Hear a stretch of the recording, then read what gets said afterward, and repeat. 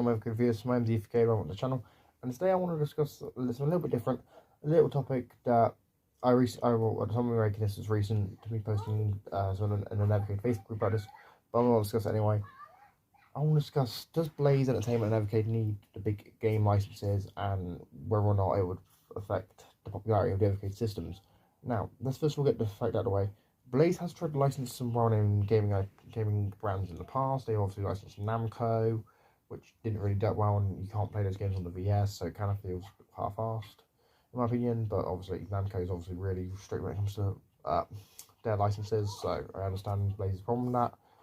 And then you've got companies like Atari, Data East, Techno, some well-known brands back in the day, but they aren't major publishers, and they aren't really, developers that would really bring in a mass audience. Now, many developers that have been thrown around that people want to see on Evercade include companies like Konami, Capcom, Sega, SNK,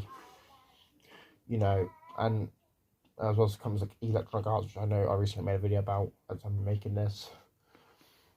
The problem with that is a lot of these companies want money, and Blaze obviously isn't offering enough money to really want to license their games.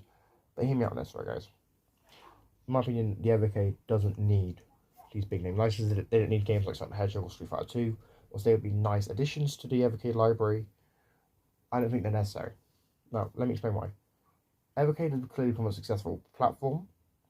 For those of you trying to argue otherwise, they wouldn't have been able to release a handheld, right?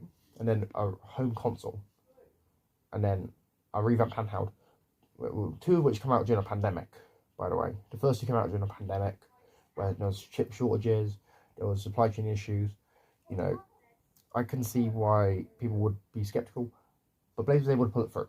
Blaze was able to come out, hey, we did it, we made the systems, boom, boom, boom. We're giving you what we told you we'd give you, right? And a lot of the games that I hear people talk about on Evercade as well aren't major AAA games and aren't well-known retro games either. You hear a lot of talk from companies like, for libraries like Pico, with games like Water Margin, or you hear talk about a bunch of games like Coffee Crisis on Medcat collections, or you hear talk about stuff like Xeno Crisis, right, or Tanglewood, and a lot of these games are actually quite indie games. Or you hear stuff like the obscure games of companies like Galco, who's obviously a Spanish arcade manufacturer, who have two Evercade arcade collections at this point, and they're both released by Pico, because Pico owns the library. And my problem is people seem to have an issue with Blaze and Evercade, where they don't have the big well-known games. They don't have Sonic the Hedgehog, they don't have Streets of Rage, they don't have Final Fight, they don't have Street Fighter, they don't have Mortal Kombat, they don't have King of Fighters, they don't have Metal Slug, they don't have, Bomberman, so they can't compete. They're not a major player. They're not giving me the retro games I want, guys. Yeah? Your point?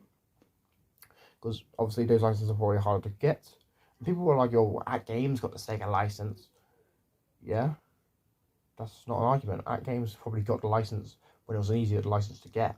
Because now Sega's making their own micro consoles, largely due to the failure of the At Games consoles. So those games are harder to come by. Well, not if you want to buy them, but like for licensing, they're probably harder to come by. And not to mention companies like Capcom, SNK and Sega constantly re-release their old games on new collections on systems like Xbox, PlayStation and Switch. So there's no real incentive for them to release their games on Evercade. And to me, I personally enjoy playing some more obscure retro games as well as indie games from the Evercade catalogue. I mean, my most hyped cart of 2022 is actually the Hours Awakening Cathedral cart, as well as the Commodore 64 cart, C64 cart. Because the Hours Awakening Cathedral games look really fun to me, and games I've never played or never even heard of. And the C64 cart, I never grew up with those games. Those games came out way before I was born. I've never heard of any of them, so I'm interested in seeing how they play, what they are, and if they're fun. And what we got to remember, guys, is as a platform, the Evercade is growing. It's always trying to expand its library. It's always trying to get more people interested in the system. And the way of doing that is to keep bringing out new games. Obviously, I've got a load of videos on my channel talking about, I want this game on Evercade, I want this game on Evercade. Will any of them ever happen? I don't know. That's all just me guessing. It's all guessing games. But I reckon some of the games could actually help benefit Blaze in the future. If Blaze got a game like Demons of Astenborg on an Evercade cart, or Shovel Knight, or something like that, they could bring a huge new audience for people that are like, oh, I want to play this game, but I don't want to buy a Switch, I don't want to buy, you know, an Xbox, whatever platform is available, I don't have Steam, whatever. Boom, they could get an Evercade, boom, get play the game, and then you go. But that's just me.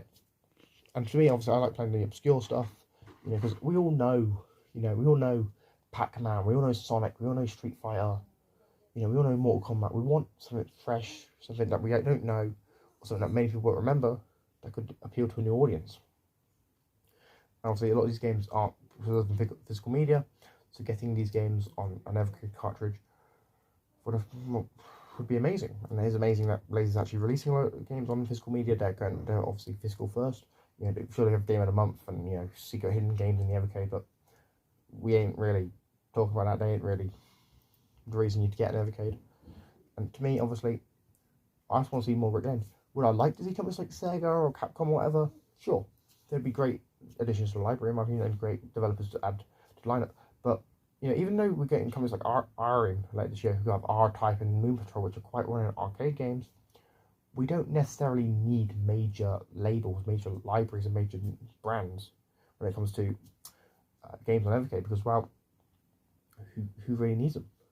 You know, if they keep looking out these microcomputer cards, they can get more or less obscure developers, or even homebrew cards from little indie teams who made games for stuff like the ZX Spectrum or Commodore 64. You know, if Blaze wanted to, they can keep releasing indie heroes collections. Like, they can release 5 of them a year or whatever, bringing just more great indie games. You know, they could do more dual carts with indie releases. They could possibly do single game carts with big name indie games. I'm sure we'll probably see more stuff like Pico Interactive Collection free, Megacat free, you know, Atari free or whatever. But I think Blaze and Evercade need to focus on new games, or games that aren't as widely known, that have potential. You know, they could get games from more indie developers. They get stuff like I Was Awakening. You know, they could get. Hopefully, they could try and get something like Paprium or something. But they don't need to have games like, hey, here's Street Fighter, here's Sonic, because those games are widely available, and people don't really want to play those games anymore. Or at least they don't. Well, at least they don't want to play them on Evercade, because Evercade doesn't need them. You know. Anyway, guys, let me know your thoughts on this in the comments down below. Do you agree? Do you think Blaze needs these major game publishers, or do you think they're fine now? They seem to be growing really well. They seem to be really successful, in my opinion. So they're not mainstream, but they're more mainstream than many other systems like the Atari VCS or the Polymega. So they're clearly doing something right. Anyway, let me know your thoughts on this in the comments down below. I've been Evercade, and I'm signing out. Peace.